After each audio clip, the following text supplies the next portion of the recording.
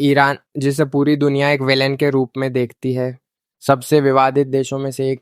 लेकिन क्या सच में ऐसा है? क्या ईरान असल में एक शिकार विक्टिम है? एक ऐसा देश जिसे हमेशा गलत समझा गया और जिसे बार बार पश्चिमी देशों ने धोखा दिया। तुम्हें यकीन नहीं होगा, मुझे भी नहीं था। लेकिन जब मैंने ईरान की पूरी बैक स्टोरी समझी तो मुझे एहसास हुआ कि कैसे धीरे धीरे ईरान को एक विलेन बनाया गया। आज की इस वीडियो में हम समझेंगे ईरान की ओरिजिन स्टोरी।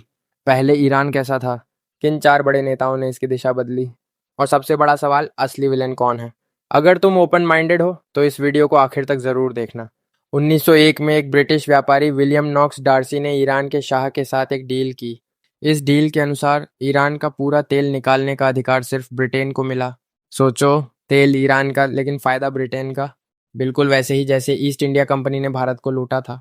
1908 में ईरान में बहुत बड़ा तेल भंडार मिला, लेकिन फिर भी देश गरीब ही रहा। क्यों? क्योंकि सारा पैसा यूरोप के कर्ज चुकाने में जा रहा था। यहाँ से शुरू हुई ईरान के शोषण की कहानी। 1951 में एक नेता आते हैं, मोहम्मद मोसादेक। उन्होंने एक सवाल उठाया, अगर हमारे पास इतना तेल है तो हम गरीब क्यों हैं? उन्होंने तेल को राष्ट्रीय संपत्ति घोषित कर दिया। मतलब अब तेल पर सिर्फ ईरान का हक होगा। लेकिन ब्रिटेन को यह बात पसंद नहीं आई और फिर उन्होंने अमेरिका को बुलाया। सीआईए ने 1952 में एक ऑपरेशन चलाया, ऑपरेशन एजैक्स, और एक लोकतांत्रिक सरकार को गिरा दिया गया। यहीं से ईरान की किस्मत फिर बदल गई। शाह का शासन अब ईरान में वापस आया। शाह का राज। शाह पूरी तरह से पश्चिमी विचारों से प्रभावित था।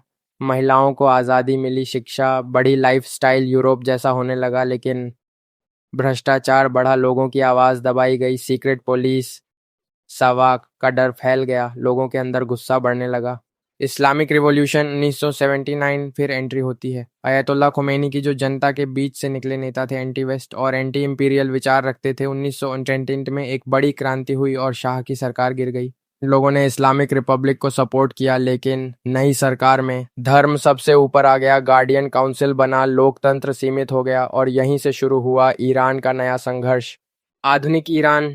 खोमेनी के बाद आए अली खमेनी। उनके दौर में तीन बड़ी चीजें हुई। 1, न्यूक्लियर प्रोग्राम ईरान कहता है ये ऊर्जा के लिए है, पश्चिम कहता है हथियार के लिए। 2, प्रॉक्सी ग्रुप्स, हेजबोला, हमास, हूथिस, जिसकी वजह से ईरान को स्टेट स्पॉन्सर ऑफ टेरर कहा गया। 3, anti America narrative, death to America जैसे नारे। सबसे बड़ा सवाल, अब सवाल ये है, असली विलेन कौन है?